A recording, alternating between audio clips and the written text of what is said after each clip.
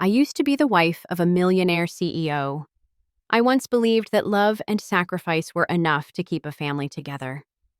But the night I found out I was pregnant with twins was also the night my husband handed me divorce papers, right at his IPO celebration gala. From a woman abandoned, homeless, and unemployed, I built a clean energy empire while rocking my babies to sleep and warming bottles in the middle of the night. My name is Vivian Reyes, and this is not a revenge story. This is a rebirth of a mother, an engineer, a CEO, and a woman who learned how to fly without ever looking back. Before I share the full story, tell me where you're watching from in the comments below. If you've ever overcome hardship for your family, hit like and subscribe. Trust me, you won't want to miss what happens next. The champagne flute slipped from my fingers when I saw Graham's phone light up on the marble counter. Charlotte Reed. Even her name tasted bitter in my mouth. Can't wait to celebrate properly tonight. V doesn't suspect a thing. My hand instinctively moved to my stomach, where just hours ago, 2 pink lines had changed everything.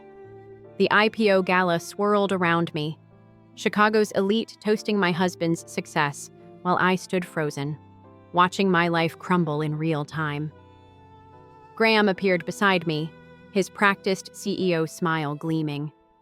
"You okay, Viv? You look pale." I turned to face him, this man I'd loved for 7 years. His green eyes, once my sanctuary, now seemed cold as Lake Michigan in January. "I'm pregnant." The transformation was instant. His jaw tightened, smile vanishing like smoke. "That's unfortunate timing." "Unfortunate?" My voice cracked. He steered me toward the balcony, away from prying eyes. Snow fell thick against the glass, muffling the party sounds. "Listen, Vivian, we've discussed this. Children aren't part of the plan. Not now. Maybe not ever. Plans change, Graham. We're having twins." The ultrasound image burned in my purse, 2 tiny hearts beating in defiance. He pulled out his phone, not to call a doctor or his mother, but his lawyer. "I've had papers drawn up, just in case." The manila envelope appeared like a magic trick, as if he'd been carrying it all night. Divorce papers, non-disclosure agreement, my name already typed in. "You're not serious." "Dead serious. Sign them, take the settlement, start over." He checked his Rolex, a gift I'd given him last Christmas. "Charlotte's waiting." The penthouse elevator ride down felt like falling through ice. Security packed my things while I stood in the lobby, snow coating my cocktail dress. 7 years reduced to 3 suitcases and a broken heart. I stumbled onto Wabash Avenue, the city lights blurring through tears. My heels slipped on ice, sending me crashing onto the sidewalk. The cold bit through my dress as contractions, no, just shock, rippled through me. "Hey, you okay?" Strong hands lifted me up. Dark eyes, concerned. A stranger's wool coat suddenly around my shoulders. I'm. Let's get you somewhere warm." He guided me to a coffee shop, its windows fogged with heat. "I'm Eli Moran." I should have been suspicious of kindness. But sitting there, watching him order hot chocolate without asking, I felt something I'd forgotten existed. Safety. Annalise's couch had seen better days, but it held me together those first weeks. My best friend, a single mom herself, didn't ask questions when I showed up at 2 a.m. with mascara-stained cheeks and a belly full of babies. "Mi casa es tu casa," she said, clearing toy blocks from the sofa. Her 5-year-old, Marcus, peered from behind her legs. The job interviews were disasters. Each time I walked in, their eyes went straight to my stomach. 8 months pregnant, waddling like a penguin, trying to convince tech companies I could still engineer solutions. "We'll call you," they lied. Graham's PR machine worked overtime. The Chicago Tribune ran a puff piece about his amicable divorce and whirlwind romance with Charlotte. They used our wedding photo, me cropped out, of course.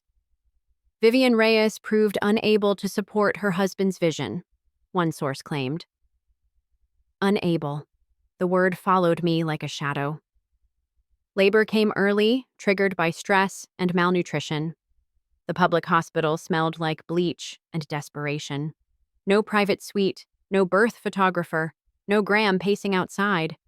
Just me, screaming into the void as Leo arrived first. 6 pounds of fury. Ray followed, smaller but fiercer, her cries drowning out my own. The nurse placed them on my chest, these tiny humans who'd inherited my dark hair and, hopefully, nothing from their father. You did good, Mama. Annalise brought me coffee and the morning paper. I shouldn't have looked. Graham Whitford marries Charlotte Reed in intimate yacht ceremony. The photo showed them laughing, champagne sparkling in Mediterranean sun. She wore white Vera Wang. He wore the cufflinks I'd given him on our 5th anniversary. I held my babies tighter, their warmth the only thing keeping me from drowning. Leo's fingers wrapped around mine, so small, so trusting. You see this? I whispered to them, tears dropping onto their blankets. This is what rock bottom looks like, but we're not staying here. Annalise squeezed my shoulder. What's the plan? I thought about the polymer equations still dancing in my head, the sustainable energy solutions everyone said were impossible. My laptop sat in my hospital bag, waiting. I'm going to build something he can't ignore, something Charlotte can't steal, something that makes Graham Whitford look like yesterday's news. With what money? I'll figure it out. Leo yawned, his tiny face scrunching. I'm an engineer. We solve impossible problems. That night, while my babies slept in plastic bassinets, I opened my laptop. MIT OpenCourseware, YouTube tutorials, research papers. My education started over at zero, just like everything else. Marcus became my unofficial babysitter while Annalise taught art classes. I'd nurse the twins, then dive into polymer chemistry, one hand typing, the other burping a baby. The breakthrough came at 3 a.m., Leo crying while I reviewed hydrogen storage methods. The solution hit me like lightning. Bio-based polymers from recycled materials. No lithium, no rare earth elements, just trash turned treasure. I sketched frantically on napkins, formula mixing with chemical formulas. Ray watched from her bouncer, seeming to understand. The coffee shop on Division Street became my office. Free Wi-Fi, cheap coffee, and a corner booth where I could spread out blueprints while the twins napped. That's where Eli found me again. Vivian? He looked surprised, then concerned, noting the dark circles under my eyes. I was mid-pitch to a venture capitalist who'd already checked his phone 12 times. The polymer matrix can store energy at 90% efficiency. I have another meeting. The VC left without ordering. Eli slid into his seat. Mind if I listen? Pride wanted to say no. Exhaustion said yes. For 20 minutes, I explained my vision while he actually listened. No phone checks, no condescending smiles. When Leo started fussing, Eli picked him up without asking, bouncing him gently while I talked about electron transfer rates. This is brilliant, he said finally. Completely revolutionary. Tell that to the 47 investors who've said no. They're idiots. He pulled out a business card. I run a small green tech incubator. Seed funding, lab space, the works. But I have one condition. My stomach clenched. Here it comes. The catch, the price, the thing he'd want in exchange. You have to be CEO, not CTO, not senior engineer. CEO. What? Leaders who've been broken and rebuilt are the strongest. He gestured to the twins, now both in his arms. You're already managing the world's toughest startup. A company should be easy. That night, I stared at his card until the letters blurred. Veritas Energy. Truth Energy. Annalise found me crying over my laptop. What's wrong? Someone wants to invest in me. The words felt foreign. What if I fail? What if you fly? I thought about Graham's words. Unable to support the vision. About Charlotte's smirk at charity events. About every "will call you" that never came. Okay, I whispered to my sleeping babies. Let's build something. The next morning, I called Eli. I'll take your deal, but we do this my way. Wouldn't want it any other way, CEO. CEO. The title tasted like possibility. Veritas Energy launched in a converted warehouse in Bridgeport. Our team, 5 engineers Graham's company had laid off, 3 immigrant mothers who coded between school pickups, and Annalise, who designed our logo between art classes. We worked like demons, fueled by spite and instant ramen. The prototype took shape, ugly but functional, like everything in my life. Then the whispers started. Heard she stole the design from Whitford Dynamics. Desperate ex-wife trying to stay relevant. Poor Graham, having to deal with that. The fire happened on a Tuesday. I'd just put the twins down at the office daycare when the alarms screamed. Smoke billowed from the lab, eating 6 months of work in minutes. The firefighters said it was electrical. The insurance company said it was suspicious. The anonymous letter that arrived that night said it was a warning. Nobody crosses Graham Whitford without paying the price. I sat in the ashes of our lab, Leo and Ray playing in their playpen, oblivious. Everything smelled like failure and char. Maybe I should quit, I told Eli, who was salvaging what he could. Maybe you should, he agreed, which surprised me. If you're doing this for revenge. I'm not. Then why? Ray crawled over, leaving tiny handprints in the soot. She looked up at me with those serious brown eyes and babbled something that sounded like a question. Mama's sad because mean people broke our toys, I explained. She frowned, then picked up a burnt circuit board and handed it to me. A gift. A reminder. You're right, baby girl. We don't quit because they're mean. We build it better. That night, we held a team meeting in my apartment. Everyone crammed onto Annalise's couch. Babies passed between laps like hope incarnate. They want us scared, I said. They want us small. But you know what? We're already at the bottom. Only way is up. Maria, one of our coders, raised her beer. To building from ashes. To proving them wrong, added James, our lead engineer. To showing our kids what fighters look like, Annalise finished. We rebuilt. Stronger security, backed up data, triple redundancies. When Graham's lawyers sent cease and desist letters, we sent back our patents. When Charlotte planted stories about my instability, we published our test results. 60% efficiency became 70. 70 became 85. Mom? Leo said his first word while I was elbow deep in polymer solutions. Mom! I looked at my son, then at our team. These beautiful, broken people who'd chosen to believe. Yeah, baby, Mama's here, and Mama's not going anywhere. The breakthrough came from failure. Our 47th polymer blend exploded, coating everyone in purple goo. As we laughed, desperately tired and slightly hysterical, Maria noticed something. Viv, look at the residue. The purple mess was conducting electricity, storing it at 91% efficiency. We'd been trying to create the perfect material.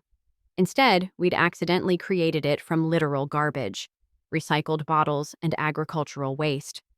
Word spread through whisper networks. The Sierra Club called, then the Women's Foundation, then Oregon State Energy Department. We want to test your grid storage system, they said. Full pilot program. Our team had grown. Former Whitford employees kept appearing, NDAs be damned. Single mothers who'd been pushed out of tech. Immigrants whose degrees didn't count. The forgotten brilliant. I trained them like I was raising my twins. Firm but loving, demanding but supportive. We weren't just building batteries, we were building futures. You run this place like a mama bear, Eli observed, watching me mediate an engineering dispute while breast pumping, because I am one.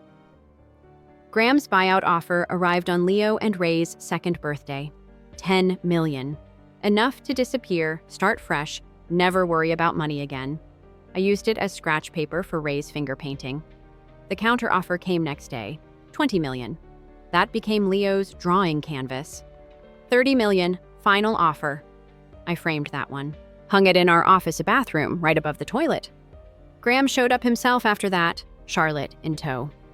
They swept into our warehouse like visiting royalty, her in designer heels that clicked disapproval, him in the suit I'd helped pick for his first investor meeting. Vivian, he said my name like it tasted bad. Let's be reasonable. Let's. I stood. noting with satisfaction that CEO life had added muscle where pregnancy had left softness. Your final offer was 30 million? Yes. Our valuation is 300 million.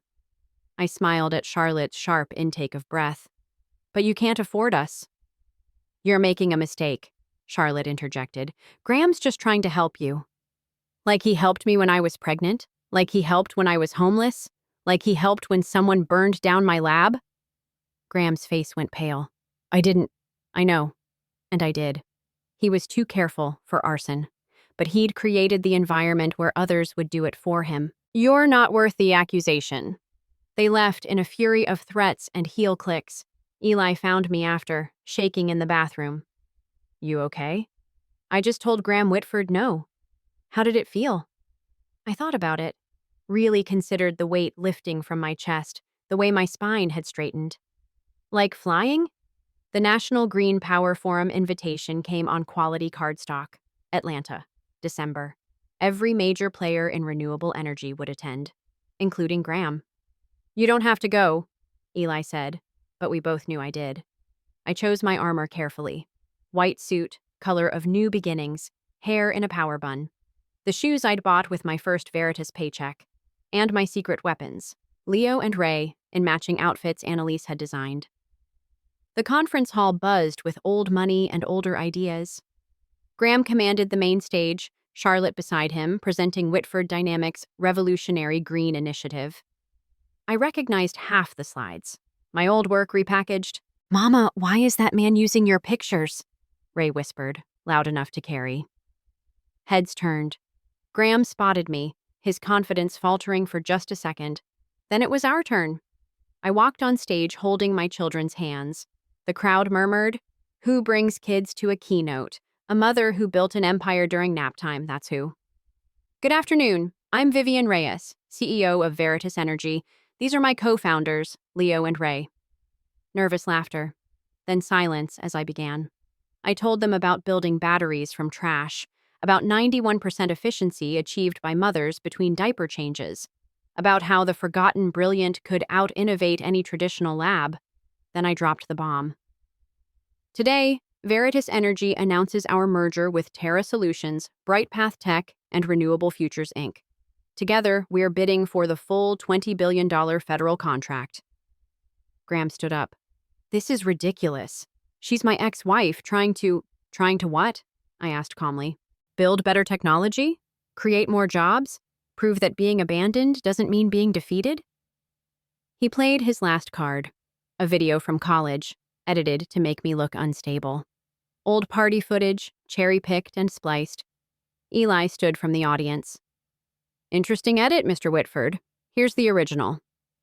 The real video showed me tutoring other students, staying late in labs, earning my degree while working 3 jobs. The manipulation was obvious, damning. The room erupted. Reporters smelled blood. Federal investigators perked up. Charlotte tried to leave, but cameras blocked her exit. Graham's face cycled through shock, rage, and finally, fear. Any questions? I asked the audience. Hundreds of hands shot up, but Leo had the most important one. Mama, did we win? I looked at my ex-husband crumbling on stage, at Charlotte fleeing, at the federal contractors nodding approval. But mostly I looked at my children, brave, brilliant, unbroken. Yeah, baby, we won. The applause was thunder, but all I heard was my daughter's whisper. Mama flies high. Yes, baby girl. Yes, I do. The headlines wrote themselves. Whitford Dynamics CEO arrested for fraud. Socialite Charlotte Reed flees to Dubai. Veritas Energy wins historic federal contract. I didn't celebrate.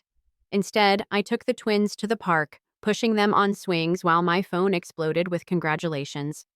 Higher, Mama, Leo demanded. I pushed harder, watching him soar. This was victory, not Graham's fall, but my children's flight. The call came that evening. Graham, from Federal Holding. Vivian, please. I almost hung up. Then I remembered the man who'd promised me forever in a small Chicago chapel. Before ambition poisoned him. Before Charlotte. Before he chose empire over family. 2 minutes, I said. I'm sorry. His voice broke. I destroyed everything good in my life. You, them, us. You did. Do they know about me? I looked at Leo and Ray, building block towers on Annalise's rug. They know they have a mother who loves them. That's enough.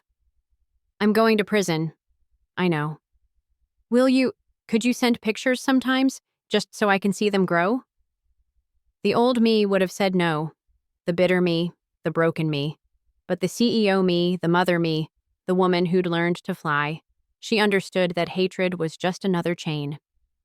Maybe, someday, when it won't hurt them. I hung up. Forgiveness didn't mean forgetting. It meant choosing my energy's direction, forward, not backward. Time magazine came calling. Forbes, CNN. The photo shoot felt surreal. Me in the warehouse where we'd started, surrounded by the team that believed. From abandoned wife to energy revolutionary, the headlines read. But the best moment came later. My mother, who I hadn't spoken to in 5 years, called. Mija, she whispered. I saw you on the news. Mama, I was wrong. About Graham. About everything. You weren't too ambitious, you were just cramped. I'm not cramped anymore. No, you're flying. A pause. Can I meet them? Miss Nietos? That weekend, we drove to her small apartment. Leo and Ray ran straight to her, as if they'd known her forever. She held them, crying, whispering prayers of gratitude. No one can bury you if you know how to fly, she said, echoing words I'd needed to hear years ago. Eli watched from the doorway, giving us space. He'd been patient, present, but never pushing. That night, as we put the twins to bed, he finally asked, Where do we go from here? I thought about walls and wounds, about trust and time. Slowly, carefully, but forward, he smiled. I'm good with forward. So was I. New Mexico sunrise painted our facility gold. 3 years of growth, of building, of becoming. Veritas Energy's campus sprawled across the desert, solar panels glittering like scales on a dragon's back. Mom, look! Ray pointed to the rocket launch happening at the nearby space facility. Going to space! Maybe you'll build rockets one day, I suggested. No, I'll fly them. Her 5-year-old certainty made me smile. Leo builds. I fly. Leo nodded, absorbed in his tablet where he was designing robot prototypes. My children already knowing their wings. The From Fire to Flight Foundation launched that month. Full scholarships for single mothers in STEM, childcare included, failure encouraged. Why failure? A reporter asked at the press conference. Because every success I've had grew from spectacular failure. We need to teach women that falling isn't final. It's just preparation for flight. The first cohort included 47 women. 47 stories of abandonment transformed into ambition. Watching them walk across that stage, babies on hips and degrees in hand, I finally understood my purpose. Graham wrote from prison. A real letter, handwritten. I see what you've built. It's extraordinary.